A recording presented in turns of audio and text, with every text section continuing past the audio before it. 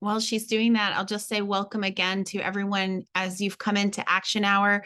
We're so glad you're here. We're going to be going straight to Kwaneta Harris when she logs in to honor her time. Oh, are you guys there? We are. are. There? Hi, Kwaneta, is that you? Oh, hello. Yes, it's me. Thank you so much for inviting me. Hello, everyone. Hi, this is Reverend Erin Walter from the TXUUJM Justice Ministry. Now, Emily told me that it would be good for us when someone else does speak to say our names because we know you're just on the phone with us. The TXUUJM Justice Ministry has a couple dozen folks from around the state here on the call, and we're so grateful to you for joining us and sharing your experiences. We'll turn it to you. Oh, thank you. Thank you so much. Well, hello, everyone. As you know, my name is Kwaneta Harris. I'm 51. I was a nurse prior to my incarceration. I've been in solitary now approaching 8 years, and I'm incarcerated a total amount of 17 years actually today. Wow. I want to talk about solitary confinement, and it has many names: the hole, the box, solitary asset, restrictive housing. But don't be fooled. These names are just euphemisms. They're just something so that maybe the state can release announcements saying we don't have solitary confinement anymore. And really, it's just a name change. And that's the only thing that has changed. And the 3 topics I'm going to cover today, and after each one, we can stop and I can answer questions. But we'll start with reproductive health, mental health, and then the conditions here. And with reproductive health, I can't really start without giving you a little bit of background so you'll have the proper context. I'm unsure if any of you are aware of TYC, which used to be called the Texas Youth Commission. The name was changed to Texas Juvenile Justice Department. And many of my neighbors here in solitary are transfers from there. And I was shocked to learn that their youngest age, they start imprisoning children at the age of 10.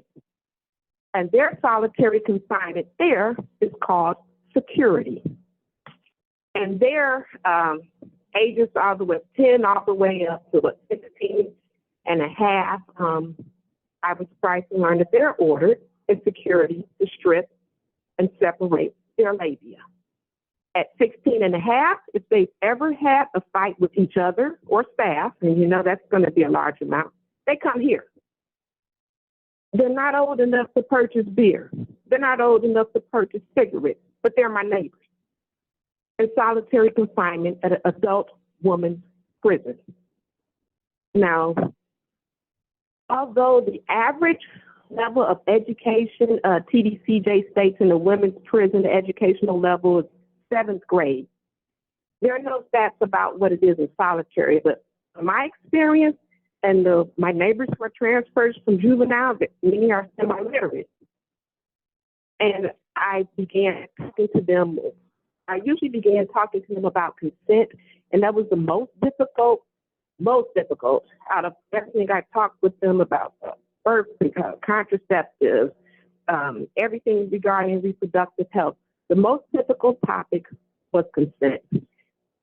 And that's because it's kind of difficult to explain to someone who's had this history that they may have had their all of their sexual experiences as an adult, and then the security staff. And I have to explain that that's non-consenting.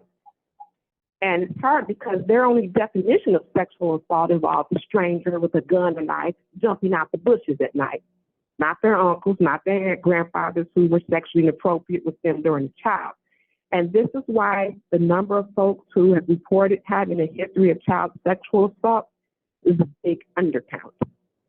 How can you report abuse when you weren't taught that was abusive?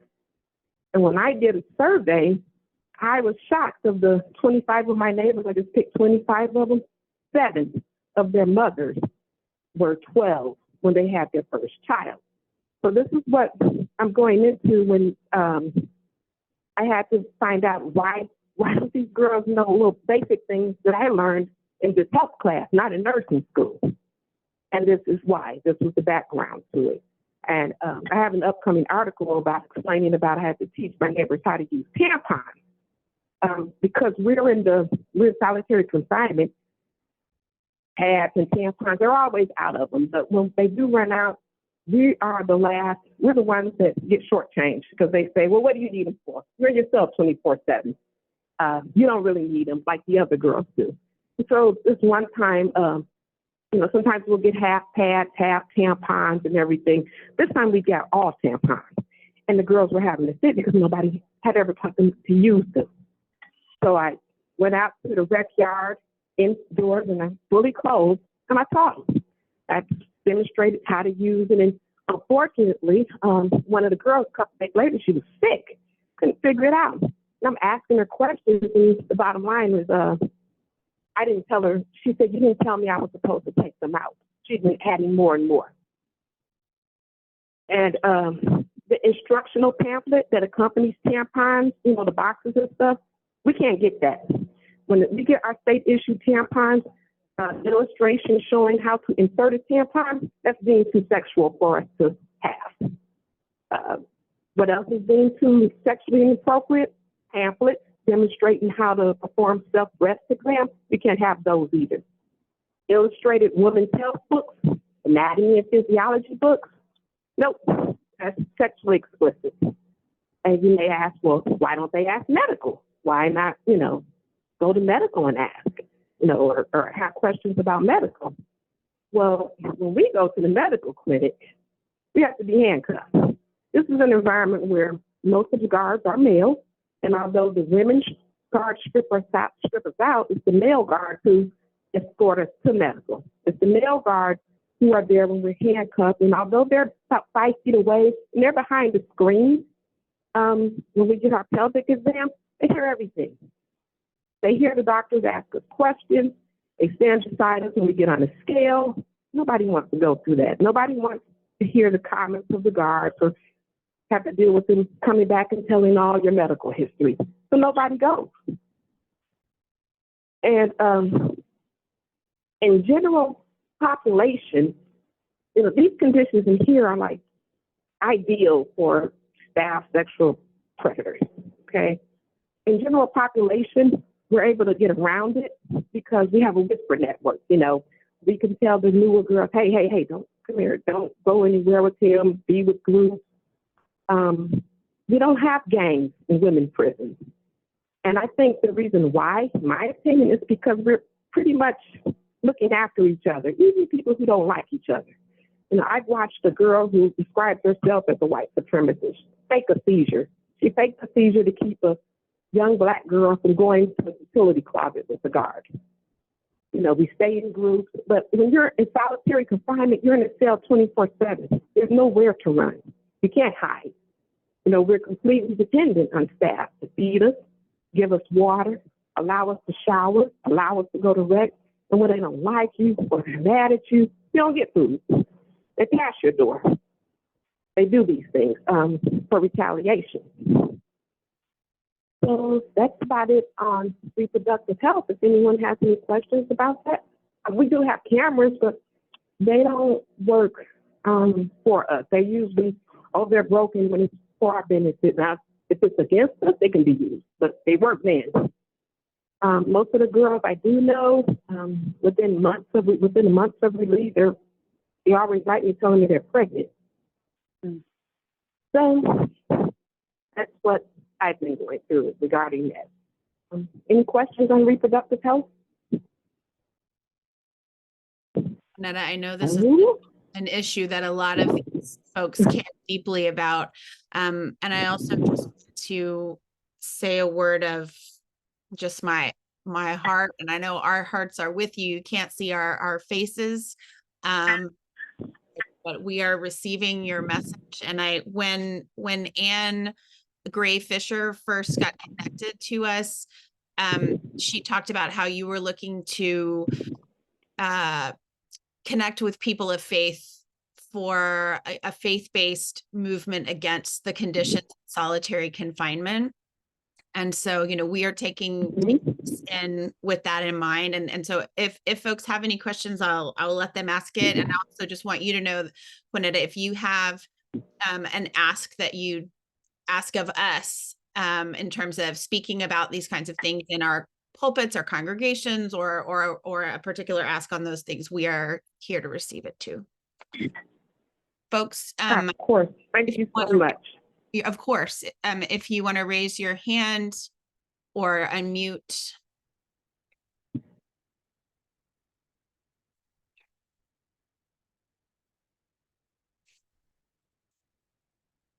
I just wanted to bring attention Okay. to Emily's comment in the chat. We hear that you'll have a story coming up in Teen Vogue. Is that right, Ms. Kwaneta? Yes. Oh, don't call me this. I already feel old. Yes. You're hearing Yes, from I'll have a story in the story. I apologize. This is The story Michelle. coming up. This is Michelle with the I'm Texas sorry? Justice Ministry. I'm sorry for interrupting. I Oh, was I just didn't. saying this is Michelle, the organizer for the Texas Youth Justice Ministry. Oh, okay. Kwaneta, how do you connect with publications like Teen Vogue to get your story out there? Well, I've just been actually had someone reach out to me with them. I've been complaining. I shouldn't say complaining. I've been telling everyone and anyone because I think this has been a real in women's prisons. Men's prisons they say, oh, everyone's segregated by race. In women's prisons, they're pretty much segregated by class. And I was shocked. All the years I've been in prison, I didn't even know solitary confinement existed. I've been in prison 8 years before I got punished here.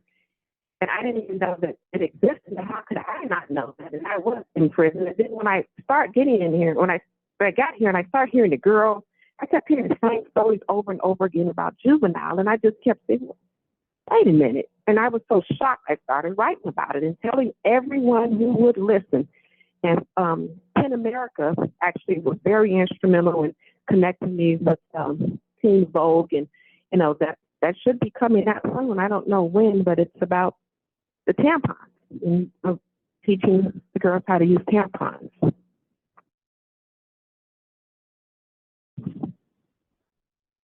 Folks are considering if they want to unmute. I'll tell you, this is Erin again. One of our representatives in the Texas House was very involved in work around the tampon tax and some of that. So I imagine wanting to share this video with her and talk with her about, advocacy at the legislative level. But I also know that a lot of the folks on this call are, active in their congregations and can share. Annie asked, what else would Kwaneta like to share out with us? Oh, well, about the reproductive health care, pretty much just about, they're not teaching us it's bad enough that, these girls have been failed, but they don't even want us to learn about our own bodies. I'm older, I'm going through menopause, and when I was way back when in nursing school, there wasn't much said about it. And I've had to pretty much cobble together what's going on with my own body. I haven't been taught, and so that's a lot. It's just a lot that they don't want us to know. And it's really sad because even my Women's Day magazines were banned. My Good Housekeeping magazines were banned because there was an older woman wearing a Depends undergarment, and they said that was sexually explicit. And they're getting ridiculous now.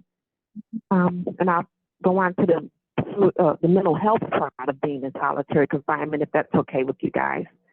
Absolutely. And friend Sarah, And you can ask your questions in the chat. Go ahead, Kwaneta. Well, first, I'd like to start with acknowledging on October 4th this year, a friend, 25-year-old Summer Dempsey, 5-year sentence. She just been denied parole, not even a couple of months before, committed suicide. I'm not, there's constantly suicide attempts. And I didn't learn this in my psych rotation that, but the treatment that they're doing, no, this isn't treatment. And this is a de facto mental hospital, solitary. And some of the girls, I've witnessed girls using the top of a soda can and slicing their face, slicing their neck, slicing their arms. One girl sliced her nipple, her clitoris, place objects in their nasal, ear, vaginal, and anal cavity. And doing a story on her coming up, and what was her treatment for all of this? She was gassed. And this is the treatment when someone expresses suicidal ideation. They tear gas them, spray them with tear gas, send them to the psych hospital. When they come back, if they thrown any body fluids and stabbed, then they'll be in the local courthouse for an indictment. And the girl who I'm focusing on, she entered T in one of my future reporting stories. She's mentally ill. She entered juvenile at 13 with a 1-year sentence for joyriding. Began fighting there, and at 16 and a half, she came here. And when she came here, and she says, that's when I just lost it. And she began having staff assaults. And I asked her, I said, well, why do you keep doing this when you go out to the shower? They're wrestling you. What's going on? And, she told me, she said, and they call me Mama Detroit. And she told me, that's where I'm from, Michigan. And she told me, Mama Detroit, I just want to sometimes feel another human being touch me. I don't care if they slam in me. Sometimes I just want to feel somebody touch me. This has resulted. Keep in mind, she entered at 13 as a child. She's never been home. She's now 29 with additional charges, assault on public service, harassment. Now, as of today, her release date is like 2030. This is how the system is self-perpetuating. And nobody's, and I like you guys to really think about what we can do to stop that. We know the dangers of solitary confinement on the brains of adults. Can you imagine what it's doing to a still developing juvenile brain, the damage it does? When someone does express suicidal ideation after they gas them, after they spray them, whether it's self-harm with cutting or attempting to hang or overdosing on prescription meds, they don't gas them for that. That's the only thing they don't gas them for is when they're overdosing on prescribed medications. But they strip news. They take everything out the cell. No fans, no mat, no sheet, no water. And the person sits in front of their cell, the guard in a chair, and they're on something called continuous behavioral observation. No panties. They give them a suicide smock thing, and if they're on their periods, they get a pad and they have to hold it between their legs, using their inner thighs. And if they need tissue or you need to use the restroom, they have to ask the guard for the tissue. They can't, and they use the restroom in front of the guard. And it just seems like I think this is all done to discourage them from reporting how they feel. And the poor mental health department, it's just, they're so overwhelmed. They just pretty much come through with a checklist of, hey, do you want to hurt yourself right now? Do you want to hurt anyone else right now? Okay, good, bye. And that's pretty much the mental health treatment besides medication. There isn't any counseling available.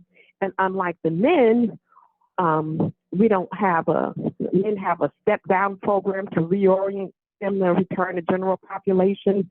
We don't have that. I think that's been the hardest. I've seen so many young women commit suicide, and it's the women who they're all young, under 25, single-digit sentences. I think some makes 9 or 10 for me, and it's very hard on me, And unlike men as well as who's in AdSeg, they have this building, they build it, they got to sell it. That's my thing. And how do we get in AdSeg? Got phone sex with the spouse. speaking their indigenous language. One of my other friends, they said she was speaking in codes because she was speaking an indigenous language. Disobeying a direct order, refusing to work, and that's something that is really a big thing when you refuse to work, or you can go to work and refuse to, what they say, complete your work assignment. And I don't know if your congregation knows, in Texas, we aren't paid to work and we are forced to work. And I worked in the field and we pick crops, and some of those, and that includes cotton. Some prisons pick cotton. This one doesn't. And if you refuse to work 3 times, and this summer was very hot, and now a lot of my neighbors are in here because during the summer they refused to go work in the fields, and now they're doing their 30 days of solitary confinement. And parole doesn't look favorably upon that. They look at it as if you're not capable of following the rules of prison. You can't follow society rules. It doesn't deny you parole for that. So it's very extreme. And another girl is downstairs for having an extreme haircut. Her extreme haircut is just like, it's really a haircut that you see on very short, faded, big shoes. My son has his hair cut like hers, and they put her in solitary confinement for that, which is common. Another person told her family that, hey, pick me up for the Beyonce concert, and they said that was, are you trying to set up an escape? Lovers setting up other lovers, writing letters, threatening staff and signing their lover's name. Or Halloween, my friend was down here because she dressed up like an avatar and made her face blue. That's an escape attempt.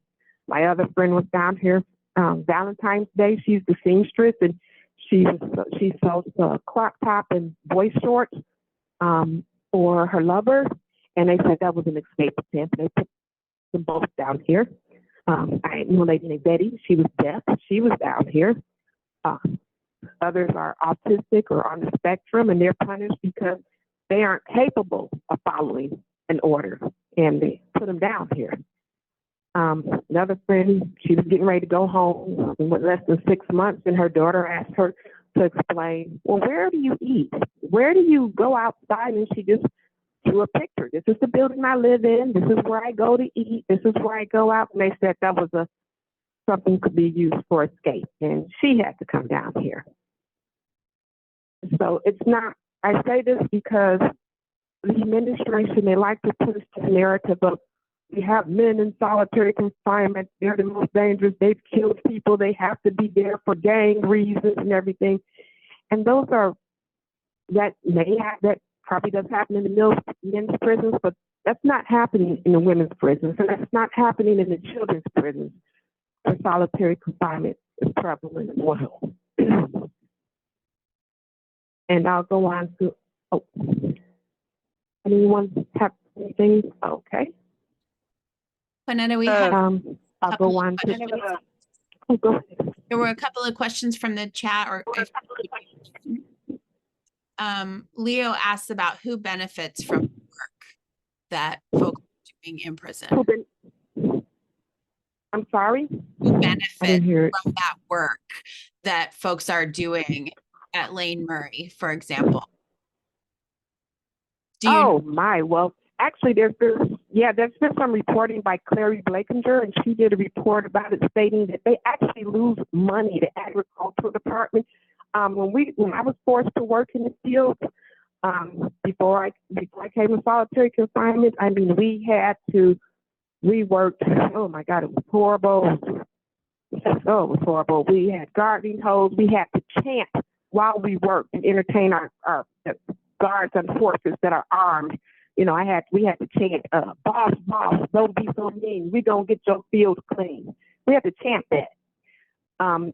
Cleaning, shoveling pig manure that's like infested with flies. We've had to do that. Moving rocks from one side of the road to the other side of the road, then back to the road that it was just on. It's demeaning. There is absolutely no benefit of it. Carrie Blakinger's report stated that she said that if the state got rid of the agricultural labor, that they save more money purchasing the canned products and even purchasing cotton instead of having us do this. We don't get the food.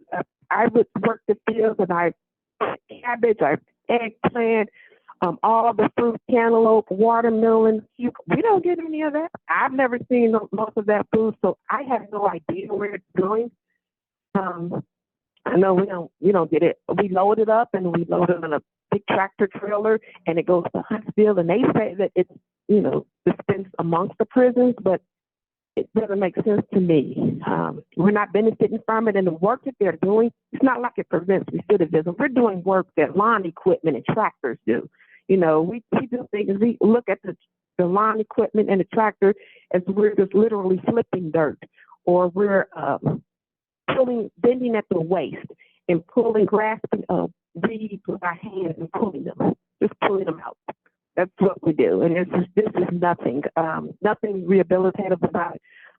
My neighbor just was telling me who refused. She fainted out there actually, and she fainted. They came out and got her. The medical did, and they made she was dehydrated, and she still got the case.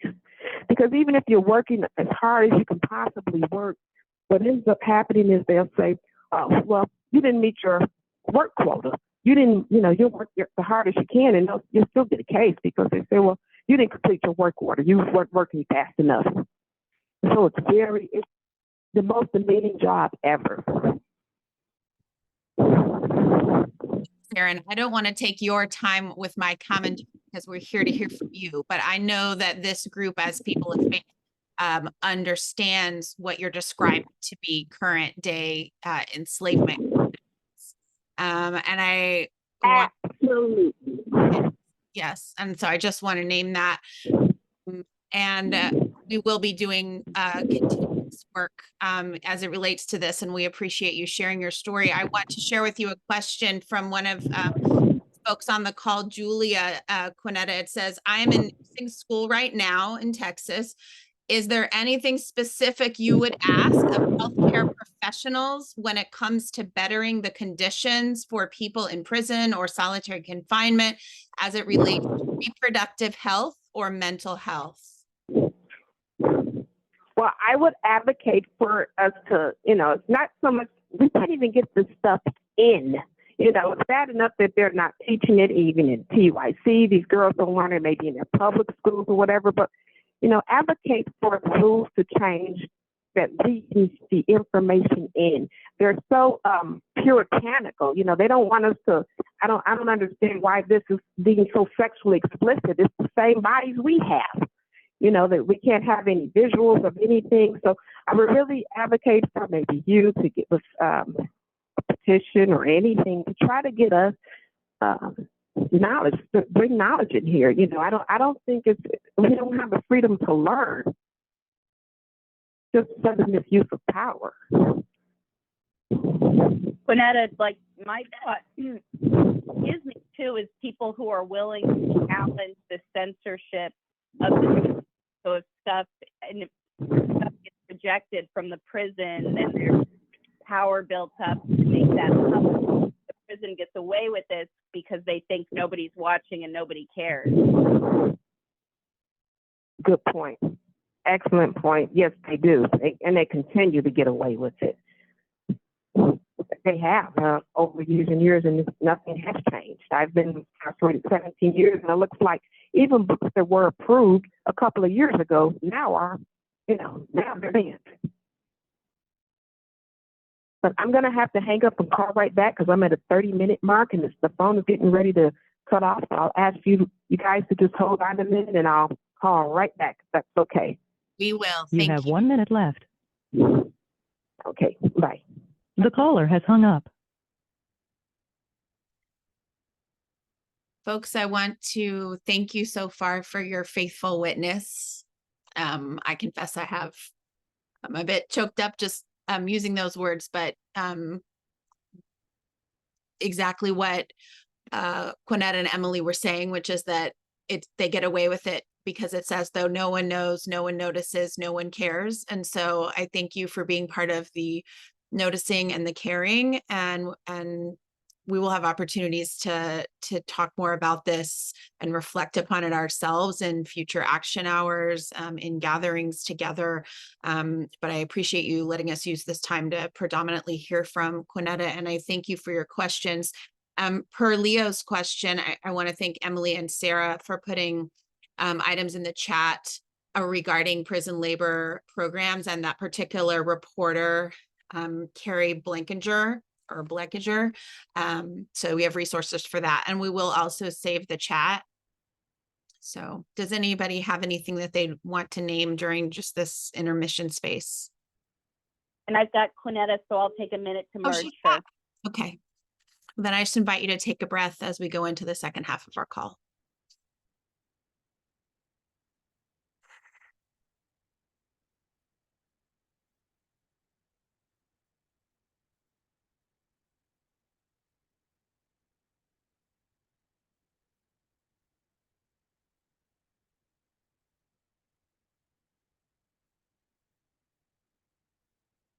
All right, are we back? Yep. Yes. Welcome back. All right. Thank you. I would push for, I would encourage everyone to educate yourself. So I ask you guys to read and watch some things and educate your peers, and push for some legislative changes to codify these rules so that, they don't continue to arbitrarily just deny things and put pressure on TDCJ and exposure about what's going on. So often the focus are on the men. And usually, we're punished when things happen. Recently, what was it, last summer? Well, this summer, actually, we've been forced to wear gowns. No pants, no shirts, nothing but gowns, because that guy escaped from prison in Lopez or whatever. And they changed our clothing, but knowing that the men's prisons, and hopefully through reporting, NPR reached out and I was pushed for that reporting, and we were able to get that policy changed. But we were wearing gowns for like over a year, feeling like an extra in a handmaid's tale, and we had to wear them. And then when it's so hot, and that's what I'm going to now, the conditions of the prison. 2 girls died in June, heat-related deaths. I had a heat stroke June 10th last year when my cell reached 129 degrees. When I got dizzy and I fainted, I was lucky the guards who were working didn't think I was just, trying to get to the air conditioning and, pulling a stunt. They believed that I was really ill. And the nurses who came, not the men and women, the nurses who came, they actually said, well, we're going to go ahead and we recommend for her to go to the hospital, get rehydrated, IV. And the sergeant said, he was working, well, because you're in solitary confinement, we have to, and this is considered high profile because of my communications with the media and my constant reporting, high profile media, my designator. He said, every time you leave, we have to have approval from the regional director, and nobody's going to disturb him. This is a weekend. Nobody's going to disturb him to ask him if we could take you to the hospital. And I refused. And here, the heat was so bad this summer. We all began wearing what I call prison bikinis, panties and bras. Most of the girls always wear them. But some of the girls got so hot they stopped even wearing that. It just went nude. Some of the ladies who have very large breasts and everything, they have all these rashes all over their body, heat rashes. And it was just miserable. Then the power outages. They don't give us any notice. Sometimes all we have is a fan. And the fan would go off. The water would go off. We look outside. They would bring portable potties for the prison if the water's off. But we don't get to use portable potties in solitary confinement when the water's off. We're just stuck with, our toilet, waiting for the water to come on. Our showers down here, we call them COVID dispensers. I've had COVID 3 times in solitary confinement, and 2 of the times due to the shower. There isn't any ventilation. It's the size of a phone booth. We do have televisions in our rec cage. We got them about a year ago. This was the key. One rule, mandatory. They can only be on if we were in the rec cage. They can only be on for 1 hour a day, and they have to be on mandatory Fox News only. And then a month ago, our warden said we didn't deserve to even watch the 1 hour, and so they've been off, and they're just there.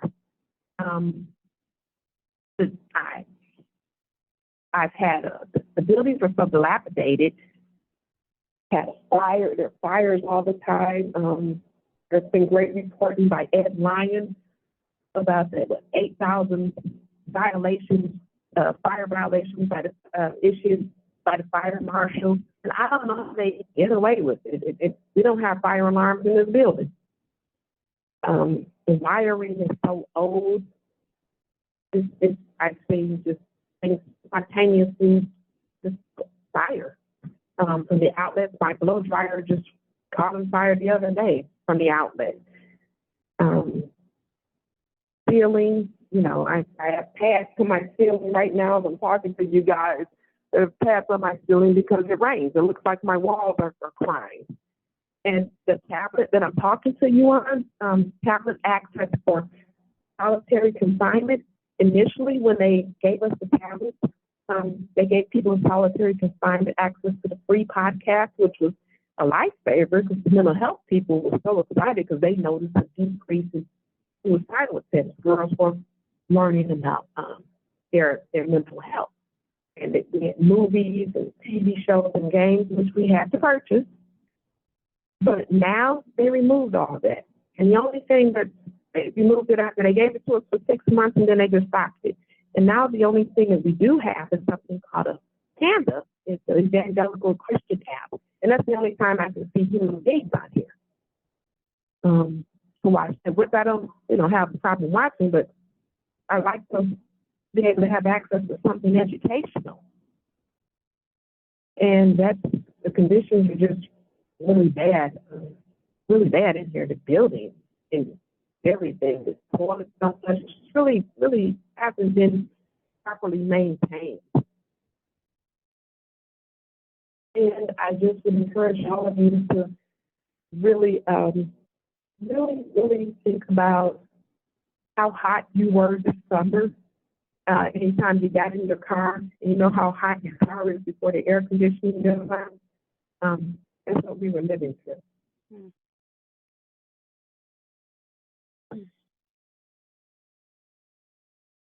That's about it. And any questions? Yes, thank you, Kwaneta. And folks were absolutely, you could feel the heat and the recognition of that as you were talking and sharing your story. A question for you from Tomi. It says, you mentioned that some of your neighbors' first adult sexual experiences being with guards and talking to them about consent. She wants to ask about the context of that. Do you have a sense of how often that's investigated? Tomi says, imagine the power dynamics that prevent that reporting. How often are there pregnancies? And just anything else you would be willing to share about that? Oh, it's the worst. It's never investigated. It's never even reported. Just recently, like what is it, October now, maybe within the past month, a guard, because the prisons are in such small rural towns, we have a lot of nepotism. Everybody's related to everyone. I think Gatesville has 11 prisons here, and I think the U.S. Census said that prisons represent like 59 or 60% of Gatesville population. Well, with that being said, 19-year-old girl downstairs was a guard came in, and there was a lady, and her husband works here as well. And she came in and she said, "You've been trying to seduce my husband. He keeps telling me you're trying to seduce him." And they go, and I yell out the door in Spanish at her, "Don't say it. Don't just ignore her," because she's supposed to be young girl trying to go home, see parole. Get parole and get home. And she replies, the lady keeps telling her about how, my husband says you're trying to seduce him. Her husband's 40-something years old. He's how do I say it nicely? He's not what that people would consider attractive. He's very, very, he's a pervert. He's just a pervert. There's no nice way to say it. And I would tell her, and I'm just watching outside my door. And finally, the young girl, the 19-year-old, says, I'm not trying to seduce your husband. Your husband's a creep. And she says to her, she says, I'm sick of looking at that mole, that red mole on his penis head. And that woman got so mad, she radioed in to open that girl's cell door. She went in there to fight her. The 19-year-old beat her up.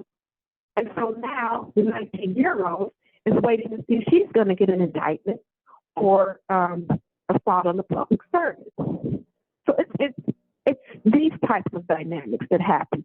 And, I'm hoping that she doesn't, but even if she does get one and she ends up doing more time, she can't go to a jury trial. The whole town is a prison town. She can't go to a jury trial. She won't go to it. And then when we do go to this local court, because we're already in prison, we face an enhancement of 20. If you don't take the plea, when you take the plea, it's 25 to life. We're going to go to a jury with it. And it's just, it's like a coerced.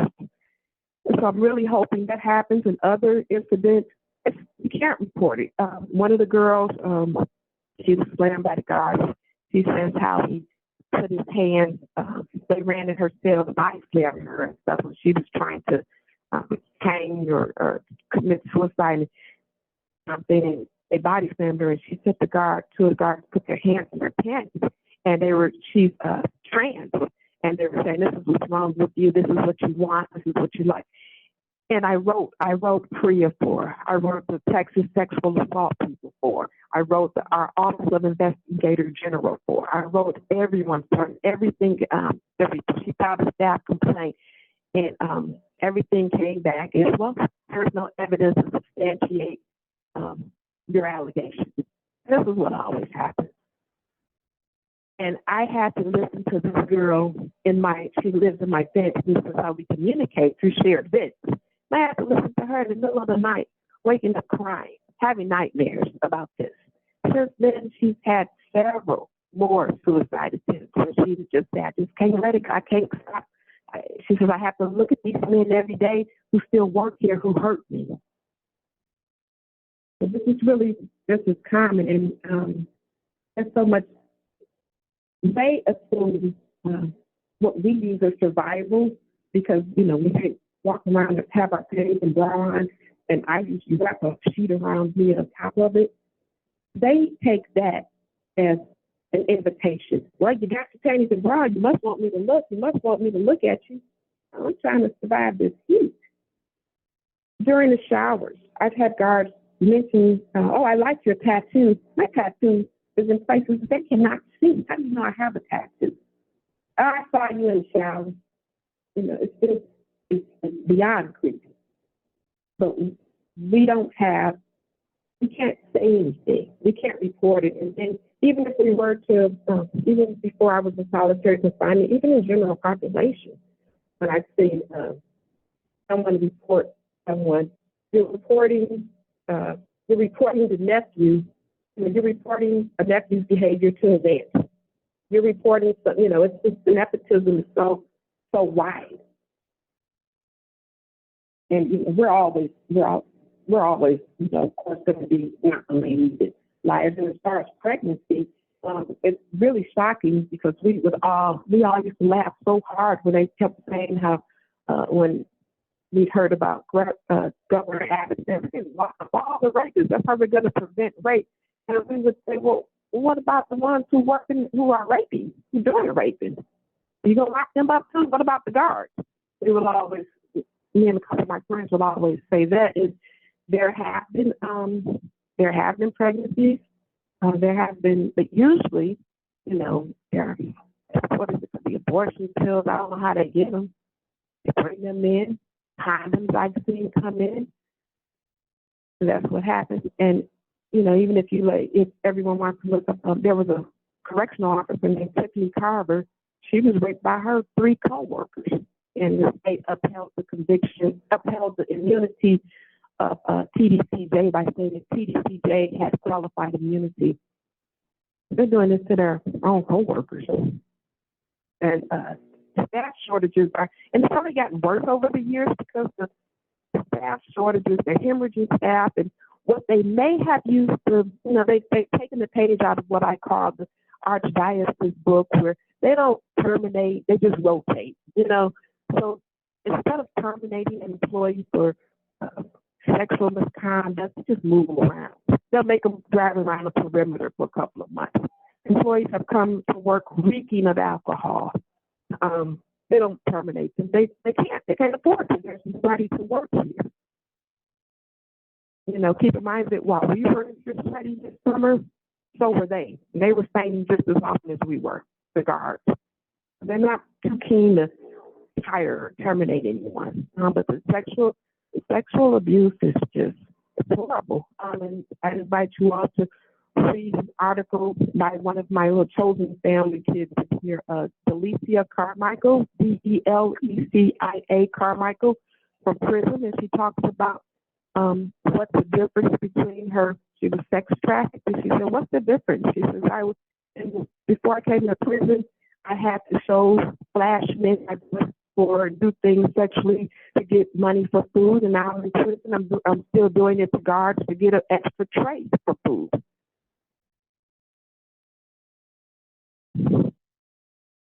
Yeah, so it's really bad. I think one of the things that stands out really for me is I'm allergic to peanut butter. Somehow, and there isn't any, I don't get a chance to have an EpiPen in here. They don't even have an EpiPen in the building. And I think maybe it was peanut butter on a tray before I got it, and maybe it wasn't clean. I had a reaction. And we have these buttons on our cells. They're supposed to be call buttons, but they haven't worked since Clinton was in office. They're just for decoration. And so when I was having a reaction, I'm my neighbors, and I'll always feel forever guilty about this. One of my neighbors, she calls the guards over and she says, "Hey, find her a Benadryl. You know, it's a girl in another pod that has a Benadryl. Find Mama Detroit a Benadryl." And she wouldn't do it. I said, "What are you going to do for me?" And she says, "I'm going to do something for you, I promise." And I felt, and this happened 5 years ago, and I still feel so guilty and just so sick, because I feel that I'm no better than the people out there who, you know, pimped her on. I feel just as guilty. But I got my Benadryl, and she performed a sex act for me to get it. And this is the reality of what happens in here. You know, it's hard when you have guards who know all your birthmarks. We can't cover the door when we use the toilet. You know, they stand there. They'll hold their keys when they're doing their rounds, so we can't hear them walking, and they'll sneak up on you. When I use the restroom, I have to go to the door or have my neighbor and say, "Hey, I'm going to use the restroom. Look out for me." And, you know, I'll use the restroom or show you, "Hey, someone's coming, hurry up." And that's the extent privacy I get for using the restroom. Or sometimes I'll wrap a sheet or a blanket around my waist and sit on the toilet. Because they'll stand at your door and they'll just have a complete conversation with you, male guards. You're on the toilet. You're maybe doing your feminine hygiene concerning your period. They're like, "Hey, how's it going? What do you want?" "Oh, I just want to know if you're okay." "I'm okay." It's very constant. I don't know why they don't have, they in Michigan where I'm from, the male guards are forced to work. They're not allowed to work in areas where they're housing, grooming, sleeping in women's prisons. I don't know why they don't try to push that. It would help. Okay. Kwaneta, this is Reverend Aaron. I just want to say that in our faith as Unitarian Universalists, our faith is grounded in a belief in the inherent worth and dignity of every person. And to hear you all so mistreated and against that core inherent worth is truly heartbreaking. And folks are sharing their words of gratitude and transformation in the chat right now. Reverend Ade Krabah, one of my colleagues, shares, thank you for sharing your story and the advocate work that you're doing. It is inspirational. Julia, who you heard from before, who is in nursing school, says, I'd love to say thank you for raising awareness about these issues and the work that you're doing. She says, we are actively discouraged from learning about healthcare issues in prison by nursing school. So she feels that this has been very eye-opening. We thank you so much. Thank you. Thank you. Yes. And I, too, am a Unitarian Universalist member. You are. Are you a part of the Church of the Larger? Yes, I am. Amazing. That's me. Yep. Yeah, worthy now. Yes, I am. Mm. And Well, it's been amazing to be such welcome in. that's so beautiful to hear. Then you're not going to be surprised by the question I have for you, and I will continue to invite folks on the call to put their own questions and words of affirmation in the chat.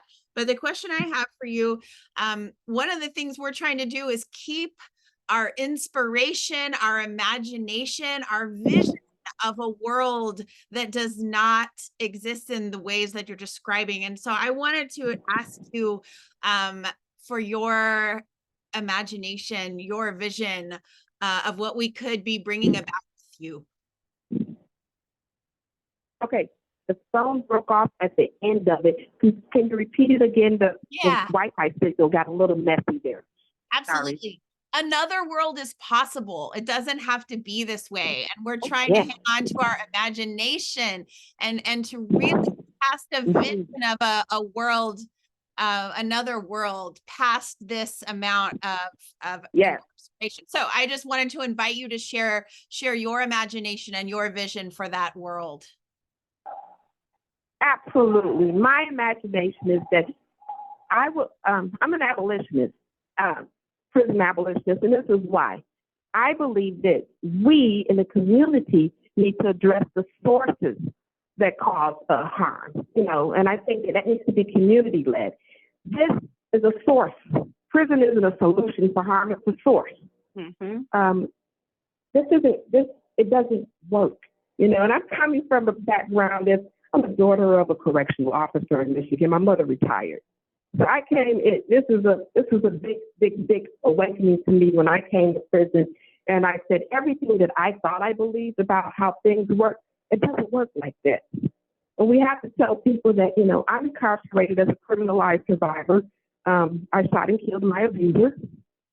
And working in the field, nothing that they've given me has helped me. Nothing has anything that I've learned on my own by reading, not because of something the system did. And I think we get sort of sidetracked when we hear prison success stories. They're successful not because of being in prison, but in spite of being in prison. Mm-hmm. But we need to remember that when we hear these stories. And we need to address the sources and the causes that cause these harms. I don't think any of us can agree to that. I was so shocked to hear that children are in prison at 12 and 13 years old. It hurt my heart. What kind of world are we living in where this is acceptable? And we have to think about, even when it's not, we have to open up things again and work on societal solutions, and work on improving our social safety net and advocate for that. This carceral system is not working. I think they're better. I've been a victim of crime a lot more longer, a million times over than I was a perpetrator. And I just want people to realize that there is another world imaginable. We need to first imagine it, And I see a world where when someone is harmed, our system doesn't even allow my neighbor 2 doors down. She witnessed her father kill her mother 20 years ago when she was 6.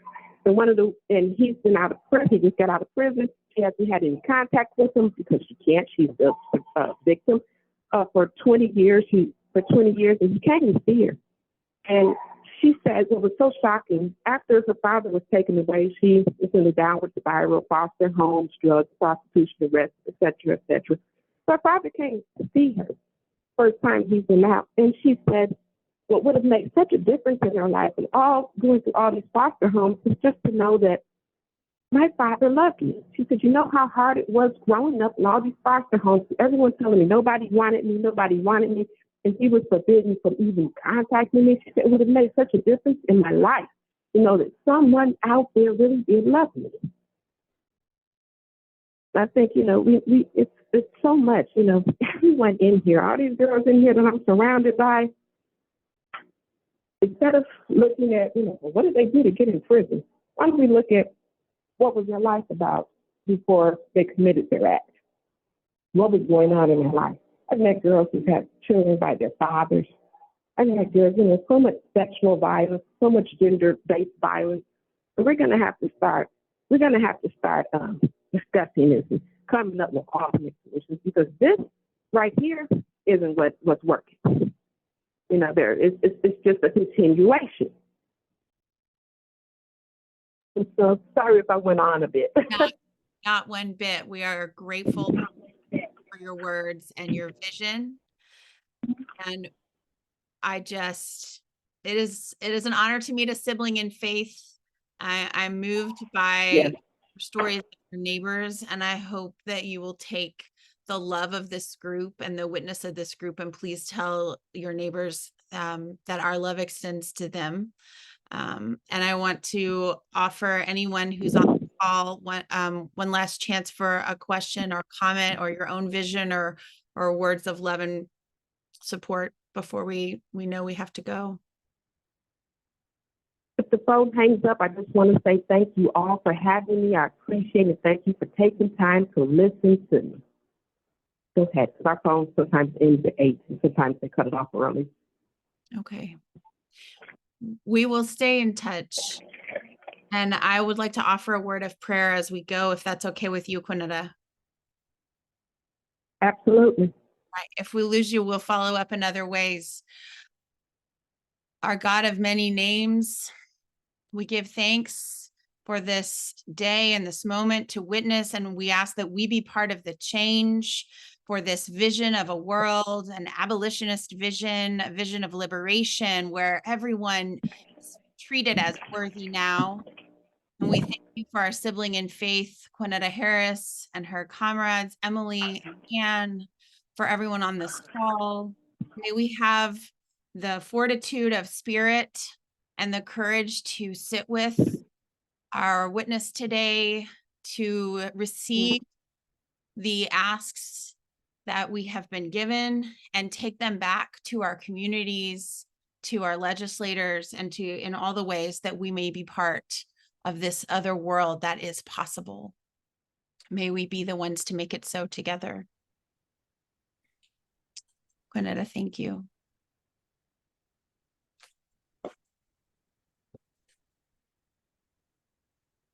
Friends, thank you for being here tonight. Thank you for taking. you. Let's see. Thank you, everyone. I think we've lost Kwaneta, but you don't know how much it means for her to have this space with you all this evening, and it's very moving for me to join this community as well. So thank you for both of us. Thank you, Emily. Thank you for your work and for making it possible.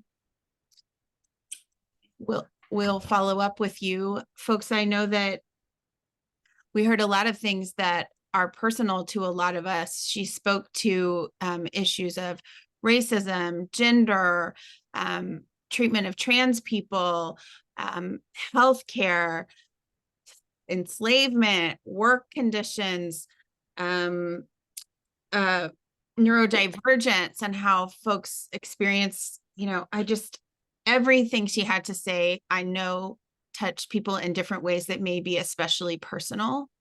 And so I just hold all of you in my heart right now and want you to know that I'm available if you need to talk, if you need to stay, or if you want to touch base on another day. If you have things that you'd like to see the Texas UU Justice Ministry doing or supporting you, as you sort of sit with some of this information and take in what was in the action hour document. I do know as a minister, ministers don't always like to be asked to do certain sermons or You not, have 1 minute left. but I do encourage you to take the information back and share it. Let your ministers know that you were here and if you were moved and what you heard, and just invite them, share the materials with them, with your social action team. If anyone has other ideas that they'd like to share now, otherwise I would just, I don't want this to be too heady. I want you to be able to just kind of be in that witness space. But Sarah, I want to thank you for your support and teamwork on bringing this call forward as well, and for running tech today.